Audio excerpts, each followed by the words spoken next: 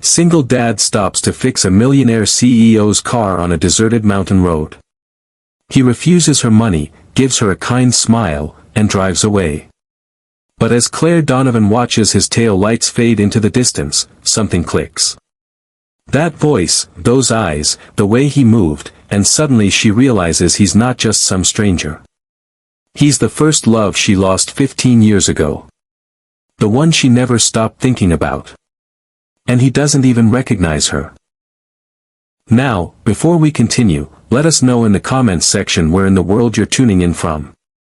We love seeing how far our stories reach. And if this story speaks to you, don't forget to like, share, and subscribe. The Claire had tried the ignition 4 times already. Each time the result was the same. Silence, not even a sputter, just dead. Expensive metal refusing to cooperate. She stepped out of the car, her heels crunching against the gravel shoulder. The mountain stretched endlessly in both directions, beautiful and completely useless. Her phone showed 1 bar, then none, then 1 again. A cruel tease. Of course, she whispered. Of all the days. The irony wasn't lost on her. This morning, she'd stood in front of 40 executives, closed a deal worth millions. She'd commanded that room with confidence, precision, authority. And now she couldn't even get her car to start. That's when she heard the engine. An old pickup truck. Paint faded from years of sun and work rolled to a stop behind her car. The door creaked open and a man stepped out. He was tall, broad-shouldered, wearing a work shirt with grease stains on the sleeves and jeans that had seen better days. His face was weathered but kind with lines around his eyes that suggested he smiled often. He looked at her car, then at her, and tilted his head slightly. "Engine trouble?" he asked. Claire felt a flutter of something. Relief maybe, or caution. "It won't start." "I don't know what's wrong with it. Mind if I take a look?" She hesitated for only a second. "Please." He walked over, moving with the easy confidence of someone who'd spent his life working with his hands. He popped the hood without asking, leaning in to inspect the engine. Claire stood back, watching him work, and that's when it started. That strange, nagging feeling in the back of her mind. Something about him felt familiar. "When's the last time you had the battery checked?" he asked, not looking up. "I am not sure. I just bought this car 6 months ago. Could be a loose terminal. Let me see if I've got something in the truck." He walked back to his vehicle, rummaged through a toolbox in the bed, and returned with a wrench. Claire watched his hands as he worked, steady, capable, sure of every movement. There was something about the way he carried himself. Something that tugged at a memory she couldn't quite grasp. "I'm Claire, by the way," she said. He glanced up briefly, offering a small smile. "Ethan." Ethan. The name didn't ring any bells, but that smile. God, that smile. It was warm and genuine. The kind of smile that made you feel like everything would be okay. She'd seen that smile before. She was sure of it. "You live around here?" she asked, trying to keep the conversation going, trying to figure out why he felt so familiar. "About 20 minutes down the road, run an auto shop in town." He tightened something with a wrench, then straightened up. "Try it now." Claire slid back into the driver's seat and turned the key. The engine roared to life, smooth and perfect, as if it had never failed her at all. "Oh my God," she breathed. "Thank you. Thank you so much." Ethan closed the hood and wiped his hands on his jeans. "Just a loose battery terminal. Happens sometimes." Claire stepped out of the car, reaching for her purse. "Let me pay you." "Seriously, how much do I owe you?"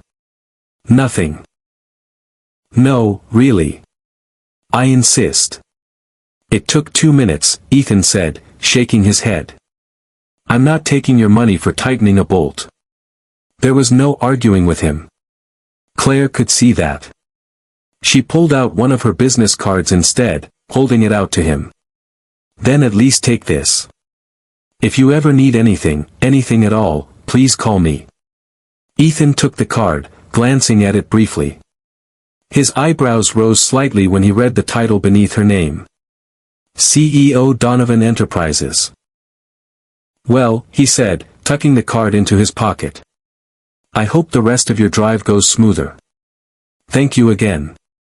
"Really?" He nodded, gave her one more of those warm smiles, and walked back to his truck. Claire stood there watching as he climbed in, started the engine, and pulled back onto the road. She watched his tail lights fade into the distance. And that's when it hit her, that smile, that kindness. The way he looked at her, really looked at her, like she was a person and not just a title or a dollar sign. She knew him. Her breath caught in her throat. Her mind raced backward, sifting through years of memories, searching for where she'd seen that face before. And then, like a photograph developing in slow motion, it came into focus. 15 years ago, college, the library steps. She'd been walking back to her dorm late one night when a group of drunk guys had cornered her, making crude comments, blocking her path. She'd been terrified, frozen, unsure what to do. And then he'd appeared, a guy from her physics class, someone she'd barely spoken to. And he'd stepped between her and them with a quiet, commanding presence, and that made them back off. He'd walked her back to her dorm that night. They'd talked for hours, and in those hours, Claire had felt something she'd never felt before. Seen, understood, safe. His name had been Ethan. Ethan Harris. Claire's hands were shaking as she pulled out her phone. She stared at his business card, still clutched in her other hand, her heart pounding against her ribs. It was him. After all these years, it was really him. And he didn't remember her at all. Claire didn't sleep that night. She lay in her king-sized bed in her empty penthouse, staring at the ceiling, replaying every second of their encounter on that mountain road. The way Ethan had looked at her, kind, helpful, but distant, like she was just another stranded motorist, another stranger. He didn't remember her. The realization cut deeper than she'd expected. 15 years ago, she'd been nobody. A scared freshman with second-hand clothes and a scholarship she couldn't afford to lose.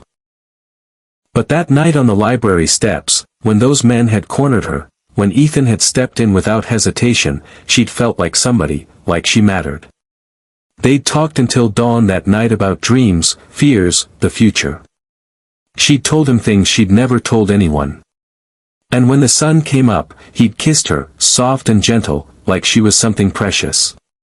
Then he was gone. She'd searched for him, asked around campus.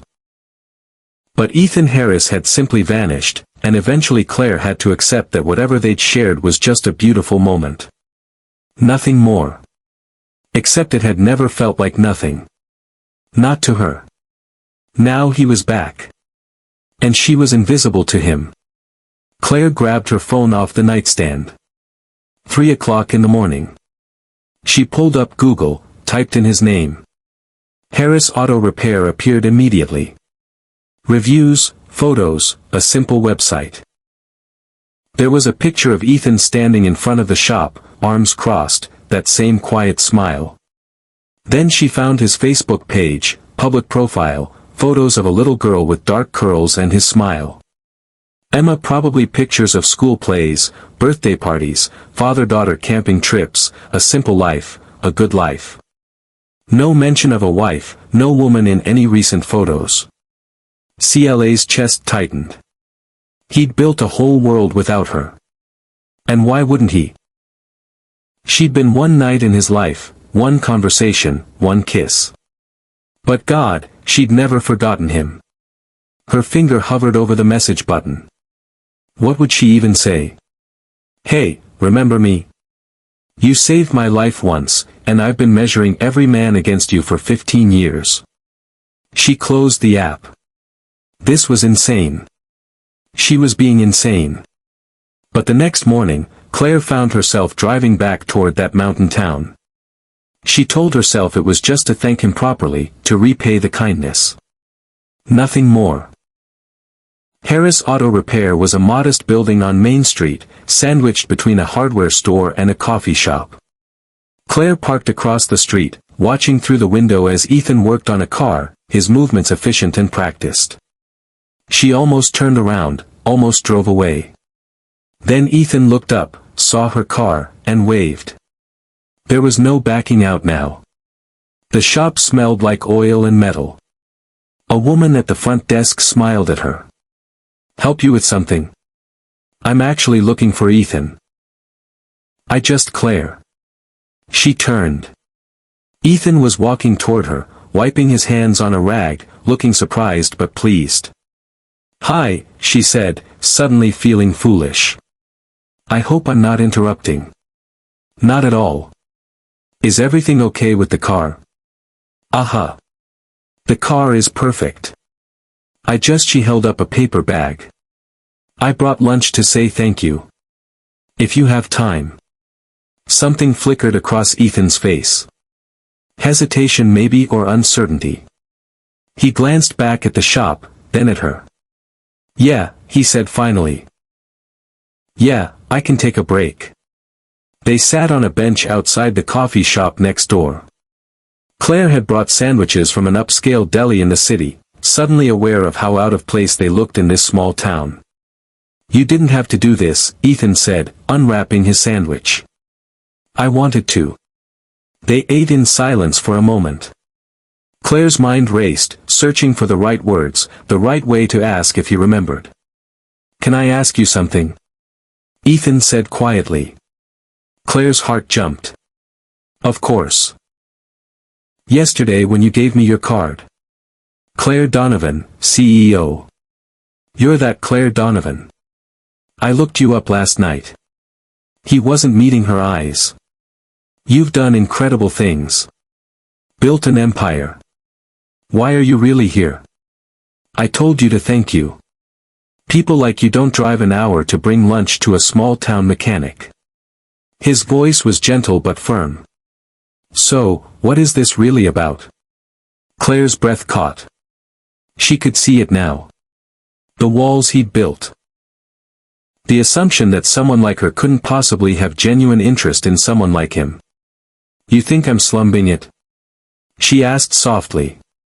"That this is some kind of charity?" "I don't know what to think." Ethan finally looked at her. "You're a CEO. I fix cars and go home to a kid in frozen dinners. We live in different worlds. We didn't always." The words hung in the air between them. Ethan's expression shifted. Confusion and concentration, like he was trying to solve a puzzle. "What do you mean?" Claire's hands trembled. This was it. Westfield University 15 years ago. We had physics together, Professor Morrison's class. Ethan's eyes widened slightly. "I was only there for a year." "I know you left in the spring." She took a breath. "Do you remember October 23rd outside the library?" She watched his face carefully, saw the moment his memory stirred, saw him searching backward through time. "There was a girl," he said slowly. "Some guys were hassling her. I walked her home. That was me, Ethan." He stared at her. Really stared, like he was seeing her for the first time. His sandwich forgotten. His whole body still. "Claire," he whispered. That was you." I had brown hair back then. Glasses. I was 40 pounds lighter because I could barely afford to eat. "Oh my God." Ethan ran a hand through his hair. "I looked for you. After I had to leave school, I tried to find you, but I didn't have your number. Didn't know your last name. You were just Claire from physics class." Something broke open in Claire's chest. "You looked for me." "Of course I did." His voice cracked slightly.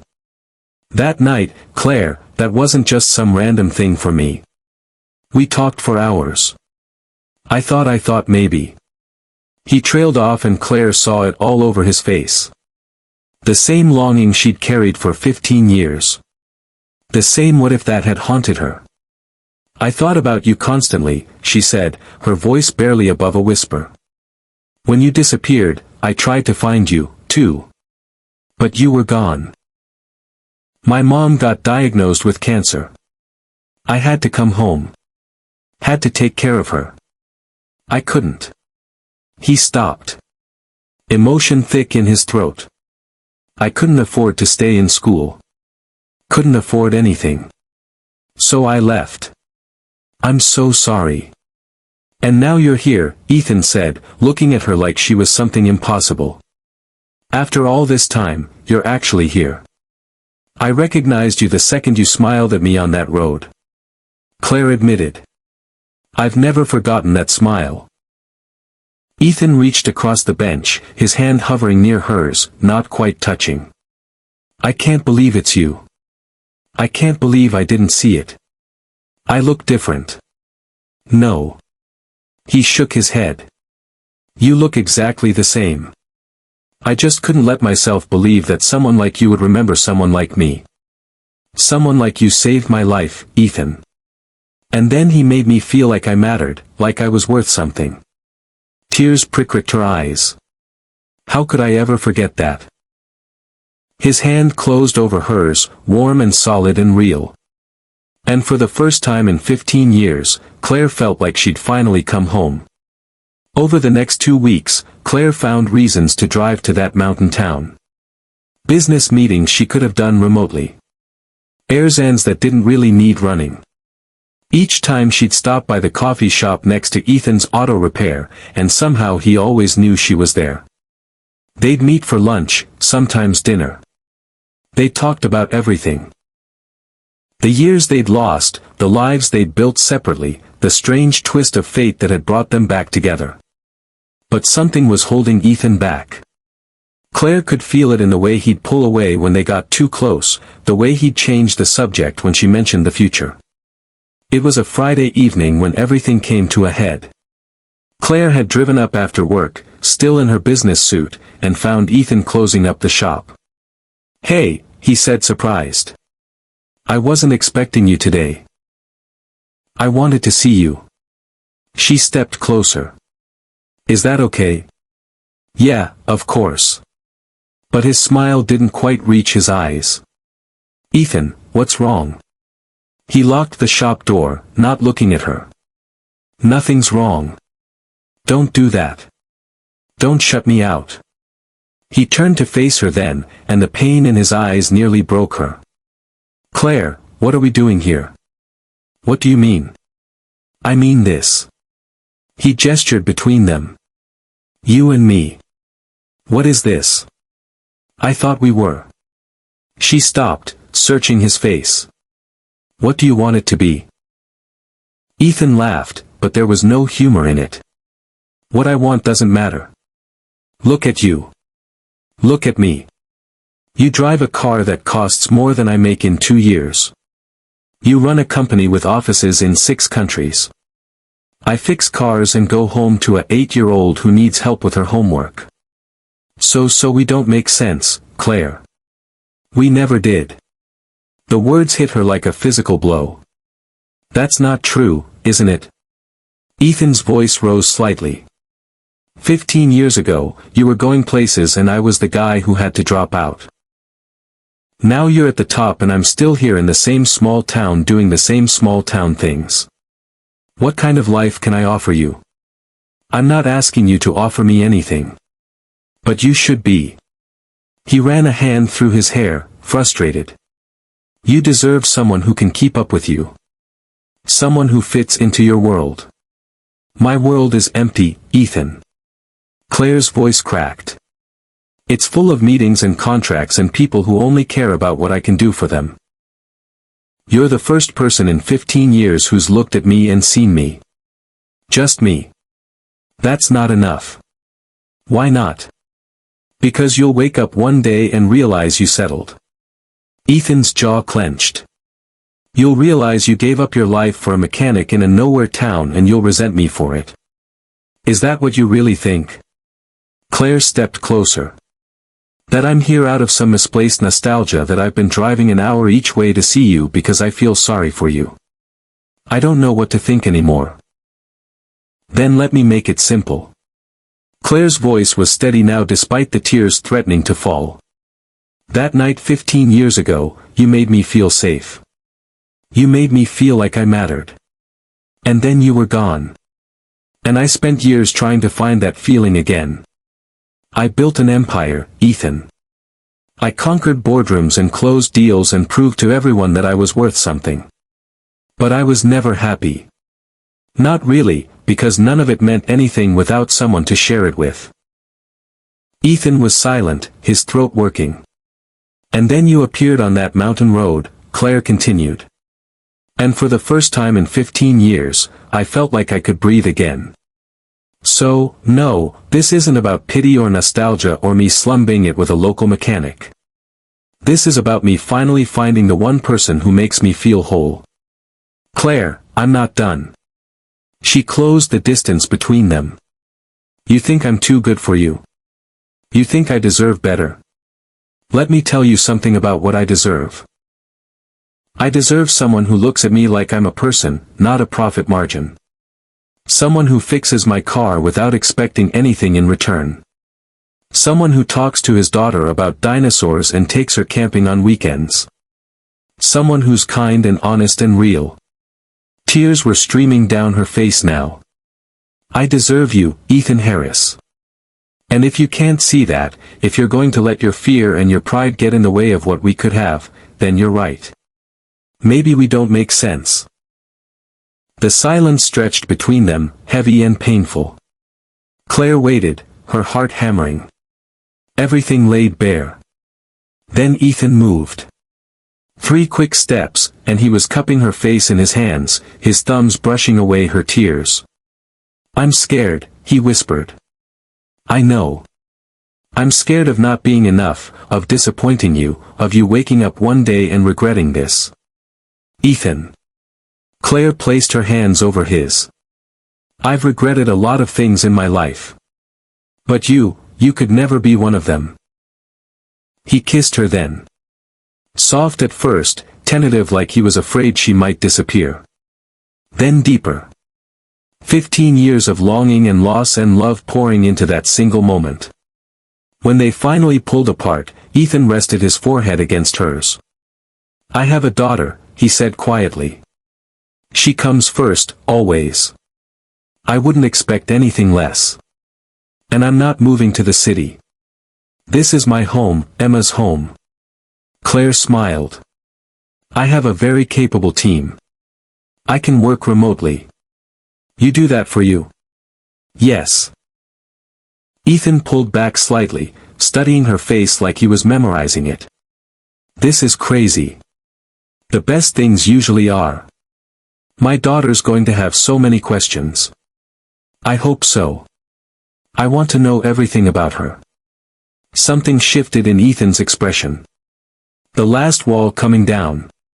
The final fear letting go. She's going to love you. How do you know? Because I do. The words came out raw and honest. I loved you 15 years ago, Claire, and I never stopped. I just buried it deep enough that I could pretend I had. Claire's breath hitched. Say that again. I love you. Ethan smiled. That warm, genuine smile that had haunted her dreams.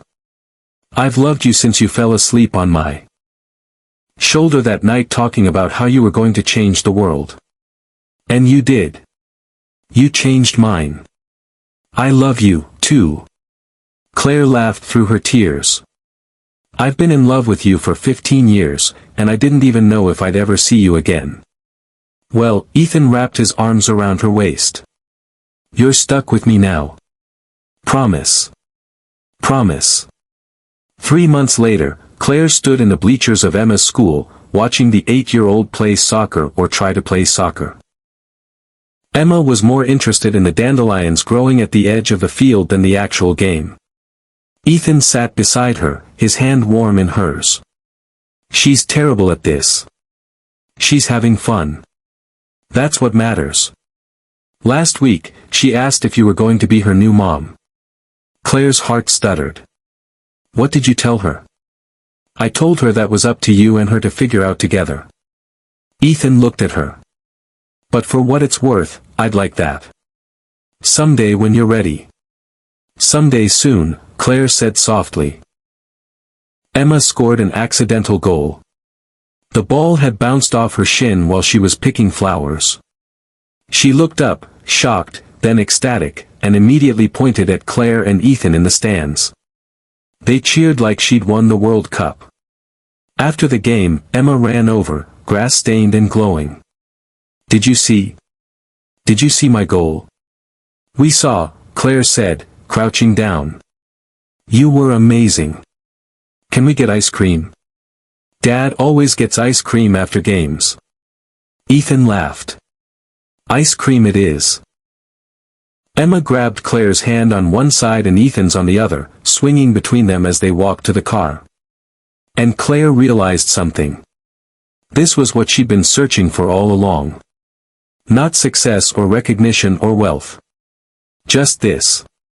Just them. Just home. That night after Emma was in bed, Claire and Ethan sat on his back porch watching the stars appear one by one. I keep thinking about that night. Claire said 15 years ago. How different everything could have been if you'd stayed. We weren't ready then. Ethan said I had to go home. You had to build your empire. We had to become who we are now. And who are we now? Ethan smiled, pulling her closer. We're two people who got a second chance. And this time, we're not letting it slip away. Claire leaned into him, breathing in the moment, the peace, the rightness of it all.